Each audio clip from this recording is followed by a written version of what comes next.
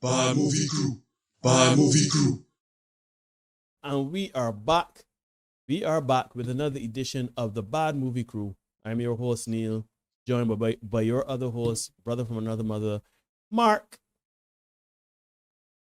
And we are here again with another episode of the Bad Movie Crew. Now, you're liking the content? Like, share, comment, subscribe, dislike, comment, share, subscribe. Just share. Hi there, just share. Hit notification bell so you don't miss anything coming on the pipeline. So yeah, what we're reviewing today, Mark? We are reviewing yet another Netflix movie, The Adam Project. Ryan Reynolds in it. That's right. We did not have a good time with Ryan Reynolds in the Netflix production last time. We did not. We did not. Anyhow, yeah, we are reviewing the Adam Project. To quote a show from our past, hated it. If you know that reference, please put it in the comments below. Where do we get that reference from? Two snaps in a circle and all that. Right. So yeah, so we reviewing the Adam Project. Now the Adam Project is distributed by Netflix, as Mark said. It was released on March 11th. Directed by Sean Levy. Sean Levy was the director of other projects such as Big Fat Liar, Cheaper by the Dozen, The Night at the Museum series, Real Steel, Stranger Things, and Free Guy. Cinematography by Tobias Schussler. I hope I pronounced that right. Production companies: Skydance Media, Rogue Nation, the Star Wars reboot series. If you know Skydance. Maximum Effort, which is Ryan Reynolds' company. 21 Laps Entertainment. It's starring Ryan Reynolds, Mark Ruffalo, Jennifer Garner, Walker Scobell as younger Adam, Catherine Keener, and Zoe Saldana. Now the movie is 146 minutes. Off of a budget of I know Mark loves short movies. Trust and believe. We've been reviewing some very long movies of late. So this is, we can get into it. $116 million is the budget, Mark, and because it's a Netflix, we can't tell you how much it has made so far. What we can at least give you is that it has been received relatively well. So far, getting 70% on Rotten Tomatoes. No, The Adam Project is a science fiction action movie starring Ryan Reynolds, as we said, as Adam. Walker Scobell is the younger Adam. There is a nefarious plot by an antagonist, and it involves time. Adam is a pilot from the future. He comes to the past. He meets his younger self, and shenanigans ensue. They need to do some stuff, find some people, and stop essentially Armageddon, a dystopian future, Terminator-esque type stuff. Pretty basic, straightforward plot, in my opinion. Mark, Yes. what did you think of the Adam Project? I thoroughly enjoyed this movie. Thoroughly enjoyed the movie. I thoroughly enjoyed the movie. Like watching the movie and just there, like Thoroughly I thoroughly enjoyed the movie. I mean, what have you done with Mark Moore? Or where is he? Thoroughly enjoyed this movie. I didn't expect that. Like from the trailer, I was like, all right, sci-fi, don't get even the expectations. And I thoroughly enjoyed the movie. It's 146 minutes. When I saw that, I like big plus. Sign me up. Sign me up. 146 minutes. Sign me up. But I enjoyed the movie because it's almost like, what would Ryan Reynolds be as a little child talking to Ryan Reynolds as an adult? And Walker Scobell was amazing. Amazing, right? And it was literally that, like, and for such a young actor, his comedic timing is impeccable. He was at the times he needed to interject, he interjected with the humor, the levity. Like, there's a scene where Ryan Reynolds and Zoe they're kissing him, and Miles, I'm gonna go take my eyes and ears for a walk. And I brought down laughing, like, even when he was getting beat by the bullies, I was like, he was just running tall, and I'm like, yeah, I get it. Like, I was getting it. Ryan Reynolds was his usual self. Ryan Reynolds played Ryan Reynolds and actually played Ryan Reynolds and not phone it in like in the last movie. So not phone it in. Not phone it in. So like, I enjoyed it. We shall not mention the other movie. We shall not. Mark Ruffalo, again, seasoned actor, did his thing. And all throughout this movie, all I'm telling myself is also the Hulk. had a baby with Elektra, which happened to be Deadpool, who's married to Gamora. Oh, yeah, it makes sense. Because it's a big old Marvel reunion. And I'm like, all right, I'm here for it. Let me have some fun. And plot-wise, I've seen it before. Watching it, it reminded me of a 90s movie with Van Damme called Time Cop. Dating myself there again. Pretty similar plot point. Time travel is discovered. One of the people that close to the project won't go back in time to benefit monetarily from it and be big larger in life in the future. Somebody coming back to stop it. Cool, yeah, all right, cool. It's good. There are a lot of hints, there are a lot of references to Back to the Future in it as well. And I thought that was a nice touch because I think that's like one of the first movies that really delved into time travel on a whole and the effects it could have and whatnot. And there's a lot of moral, a lot of questioning, like moral values on if you should come back and if if you change your future. And I always say with time travel is like a lucky dip. You could put your hand in and get the Terminator, where is constantly changing, or you could get like the Adam Project, where there's a fixed time, and no matter what you do, nothing can change. And I just look at it like German. The Terminator is. She's don't start with that. Lord of mercy. Don't sorry for that. But I found it had enough action, had enough humor. There was even some really heartfelt moments where Mark Ruffalo, who is the father, is speaking to both Adams, and it like I didn't expect that from this movie. You know what I mean? I didn't expect to have that. I guess once a male bonding in this particular type of movie.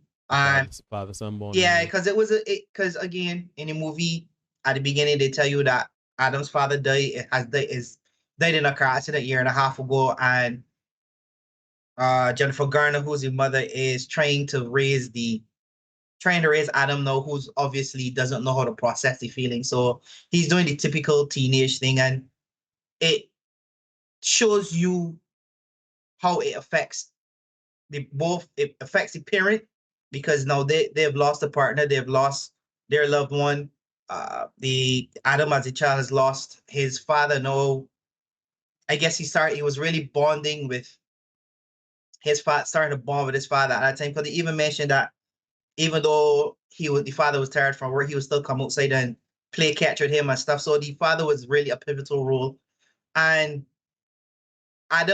young Adam sitting down talking to older Adam and telling him, well, the problem is that you're angry at him because you miss him. Like, yeah, because he died, because he left. Yeah, he died, right? And it is I didn't expect that for the movie, and it contributed to me liking the movie even more. Like, it surprised me in a way that it gave me something that I didn't think I want in a movie like that. So that's why he said, like, on the front, it just made the movie that better.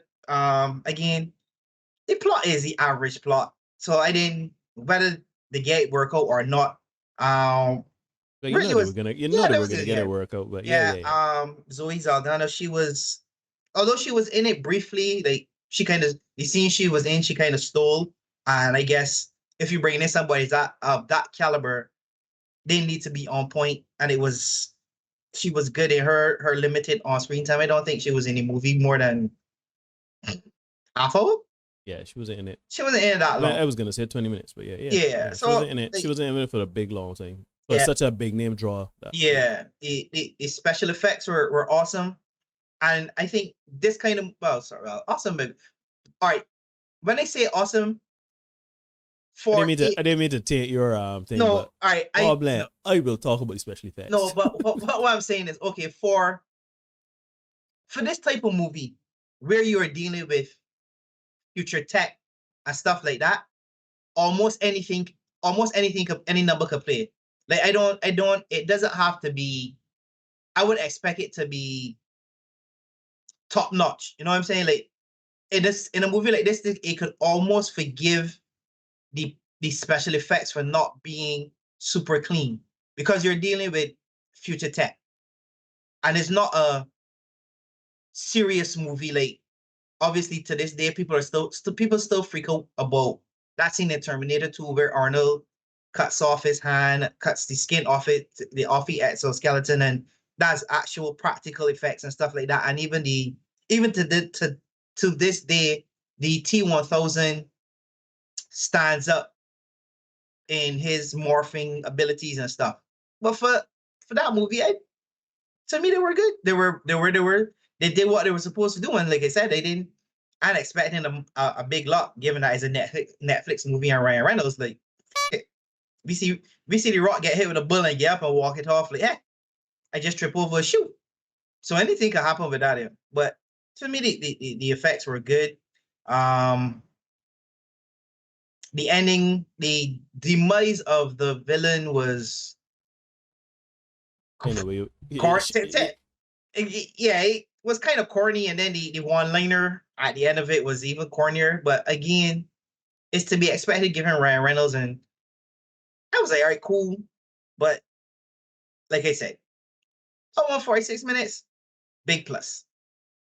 I thoroughly enjoyed the movie. well, so for me, I would say that I'd say initially I love the concept. I always like time travel movies. I like time travel movies, but then you got to approach it with how you gonna pull this off, because it could go one or two ways. One, it could be complete German or Chinese, and there were parts in there that was complete German and Chinese. And then there are other parts where it could go to the Terminator, Dark Fate type of road. But the movie, it was good. It was a good, decent movie, solid movie. I will say though, there was a lot of, and bear with me when I say this, there was a lot of nothing in this movie at times. It was kind of just going by the numbers, kind of on autopilot, I would say. And like you, I was surprised with the heartfelt moments in this movie. Like Zoe Saldana, she gave amazing performances, especially when it was coming on to, Ryan Reynolds having to leave her and she sacrificed herself and whatever. Those moments were like, okay, whoa. Yeah. And then the moment with Ryan Reynolds and Mark Ruffalo, his father, and even with the Walker Scobell, the younger Adam, like that whole dynamic was, even moments with Jennifer Garner in the bar and Ryan Reynolds in the bar, like it had moments where I would say that this is probably for the movie, this is some of the best acting Ryan Reynolds has done, because he gave a range. You could see. Yeah, he didn't red notice the thing. No, he didn't red notice. Call it. But yeah, like I found it like, but when it got out of those moments, it was literally autopilot. Ryan Reynolds doing Ryan Reynolds things, which he's good at doing at this point. You know what Ryan Reynolds is good. It was refreshing to see somebody else do it in the younger, the younger Adam. He was real funny. I was actually surprised that Ryan Reynolds did not write this. I thought that he would have played a part in the writing process because of how. So there was actually a script this time. Red notice. But yeah, the movie. But what I would say is, even though a plus is that it was an hour and 46 minutes, there was a lot of nothing in this hour and 46 movies, which makes you wonder if they trimmed it down anymore. What it would be, right? But I guess you need the feature length. You need that feature length billing, which is 130 minutes more. So any more, you risk cutting off into that red zone. But I thought the movie was good. The special effects, they were good up until they showed the de-aged version of the villain, Saurian. Oh my God. Listen, because like you, right? I was watching it and saying, yeah, for Netflix, this is the special effects you could see, because it felt like a Marvel movie, right? It felt clean, polished, special effects, the acting, everything like that. I was surprised this wasn't done by Marvel. Yes, it had in a lot of Marvel actors. A lot of Marvel people. And at some point you go, because at some point I was like, how many people did they say act in Marvel? But then I go, I wonder how many actors in Hollywood ate in Marvel movies at this point. At this point, right? So it was, the special effects was real good. The time ship and You know, he had the little lightsaber-ish type thing, yeah. and you know, you're seeing the soldier guys and how they When die it and did, everything. That yep. the last scene with the collider, and you know, the special effects were good, but I ain't gonna lie to you. When the woman went back to her former self, the villain of the piece, Sorian, when she went back to her younger self, I almost threw up in my mouth. I was like, oh my God. Oh my good God. And this was at night. The first time the show the woman was at night. It's true. And if that is not the best time to hide bad special effects, I don't know what to tell you. Are they? That the aging technology, and I look at it, and I purposely look at the budget and say $116 million cannot get you proper de-aging technology. But again, Mark Ruffalo. I get it. They got big horses in it. They got big horses in it, right? Got some big horses in it. Got some big horses in it. But my God, there is no way I would have seen that in the finished product and tell myself, yeah, we were releasing this.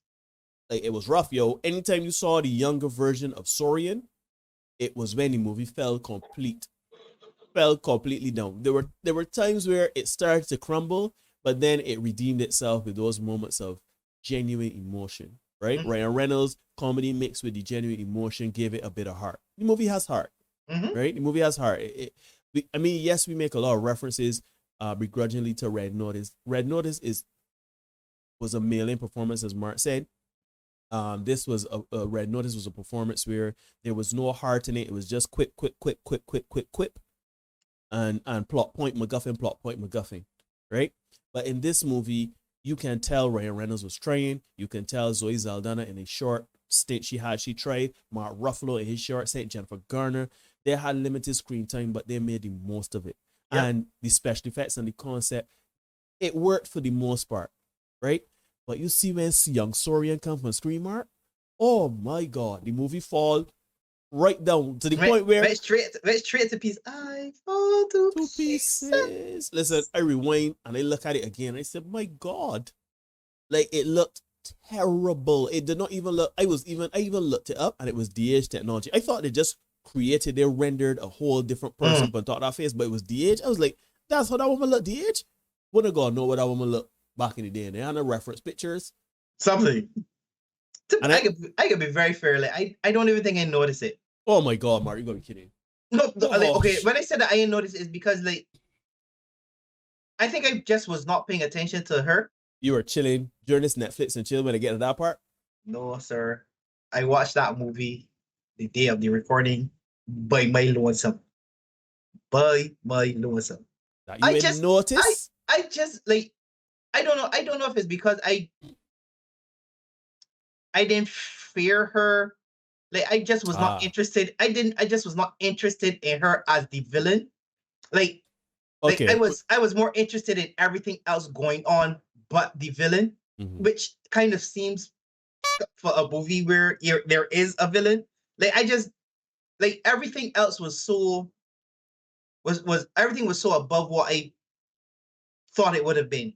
That her being in the movie, her doing corporate things and all that bullshit and going back to she younger self, to me, I just, like, I did not pay her that much attention. Like, so it's not that I didn't see it, but she was a throwaway. She was like a throwaway. Like, yeah. Right. And that actually brings me to the next gripe I have with this movie, and it was the villain. No, Catherine Keener, she was the villain, Sorian, right? And to me, I did not get any threat, any fear. There was nothing. The stakes did not register to me. They did not show the future for me to say, whoa, the future is messed up. All they said was, like, Ryan Reynolds' character, Adam, lost his wife and it bad. But they also make a question. They also make a reference where he said, "Did you see Terminator?" He's like, "Of course." Yeah, but he said, and it's like that on a sunny day. But it's like, you don't visit. But that was in a joke, right? And that was in a joke, and that was in a joke too, right? So, like, to me, I never got the stakes, right? I never got the stakes, and because I felt like this was a movie that was painted by numbers, in that you knew the heroes were going to triumph, and you knew that at some point Zoe Saldana and Ryan Reynolds would reunite. I didn't feel any, suppose. You know what I mean? I think because they didn't, apart from killing Zoe Saldana's character twice. One on screen, one off screen. Right. Or sorry, twice. Yeah. Right? Mm-hmm. She does not do anything that that makes you fear her. And that's the thing, right? Like if I I, go back to Time Cop, like if you've never seen Time Cop, I can't remember, to be honest. I feel like I so watched it, but so basically, like I said, same time travel thing, but only thing Van Damme character is actually a police that polices time travel. Time right. travel, right? But when he goes for when he goes to retrieve the first convict, first criminal, he's literally saying, "Yo, I am not snitching because this man will go back and erase my family. He would kill like my grandfather. I will be erased from history, and he would rather because there's a point where they fall through because he's back in like the time of the recession, the 50s, the 60s. So they fall through off a high rise building are falling. And they time jump back to the present day and he stands trial. He said, "No, I guilty. I ain't snitching." He would rather go back to falling and die than snitch on who's the mastermind. And that's probably what's missing from this villain. Yeah, this villain was and yeah, and the thing about it is I think that because this movie had an agenda, right? Like or was relying on certain themes. The theme of loss, the theme of handling and dealing with certain issues, using humor as a mask and not seeking proper healing and treatment. Like you could see the themes, and I think that was all wrapped up in time travel, which is obviously cool for visual effects. But the villain was a tack on thing, right? The villain could be anybody, as you say, it could be anybody. It could be, and their motivations are very basic, money and power. Yep. So to me, I think if I were to be really critical of the movie, my thing would be anything involving the villain, whether it be her younger self. My God, that special effects was terrible. Were terrible. The special effects for that were terrible. And her motivations and her character overall. She was, if Adam came back and it was understood that let's just say Adam came back, his wife died in a time jump because of a malfunction of her technology, and he went back and found out that it wasn't a malfunction in technology, it was a AI, artificial intelligence or whatever that trying to take over. I know you don't want to go the Terminator route, but it didn't matter. Like even if you took her out of the movie still would have worked very well. Like I didn't get the threat, I didn't get the stakes, I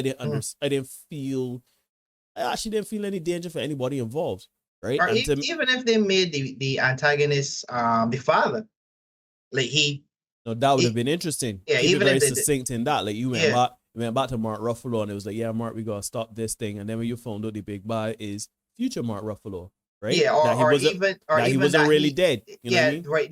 The accident was to cover him going back to do something, or even that might have worked a little better because that would have really put that movie. But then if they had done that though, the movie would have been 2 hours and 46 minutes. They would have got around that extra 15, 20 minutes. It would have been what? Yeah, but I would have tolerated that because it would not have given us what we saw in this villain. This villain, like the worst part of this movie by far is the villain and anything associated with her.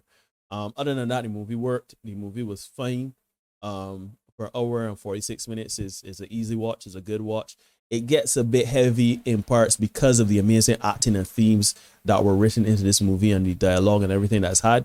Genuine emotion is felt by Ryan Reynolds, Walker Scobell, Jennifer Garner, Mark Ruffalo. Those are genuine emotions. Zoe Saldana. So the movie has heart. I think it's like a little engine that could kind of vibe. You know what I mean? I can't believe this movie cost $116 million. But then when you look at how top heavy it is with the actors and everything like that, you can understand. But anyhow, Mark, we've rambled on a bit. I don't think we need to flog this dead horse anymore. What would you rate the Adam Project out of 5? What was the it was like a lightsaber-ish thing. What was it? Yeah, magic wand, lightsaber. Yeah, the lightsaber knockoff. What would you give this out of 5 lightsaber knockoffs? 4. Oh, 4. You are full of surprises today. 4 out of 5. 4 out of 5. Like I said, villain aside, like you said, I had no fear of the villain. Really didn't care for the villain. She was literally like background noise for the movie, which may have been purpose work. They were probably, like you said, more on the theme of handling loss and stuff like that. That's fine. But you know what we say, your movie's only as good as your villain. But apart from a bad villain, and as you rightfully pointed out, the horrible de-aging CGI, I will watch the movie again. Okay. So that's why I give it a A 4. 4. For me, I would give it a 3 out of 5. Mm. Simply because, and this is by no means a discredit or a disservice to the acting, to the directing. We didn't mention the music of the piece, the score of the piece, because it was kind of forgettable. But by and large, it was the cinematography was decent. The acting was really good for a movie of this caliber. A Ryan Reynolds led science fiction comedy Netflix movie, and as my man dared to say, your future performance is indicated by your past performance. And if Ryan Reynolds on the Netflix platform is any indication, and Red Notice is the gold standard, my good God. But yeah, I would give it a 3. For me, the villain, the antagonist, the motivations for her, the de-aging, everything surrounding her was poorly done, in my opinion. And for me, I think that would have been, if that was kind of tidied up, we would have been talking like 4.5. Because then now the movie would have been like substance, antagonists, you had the action, you got the special effects, you got the one-liners, the quips from both Adams, both Ryan Reynolds and Walter Scobell. So to me, that would have made the movie a lot better, in my opinion, even if it is at the detriment to 15, 20 more minutes, right? Like if they needed to do a bit more, I would have sacrificed time to have her be a little better.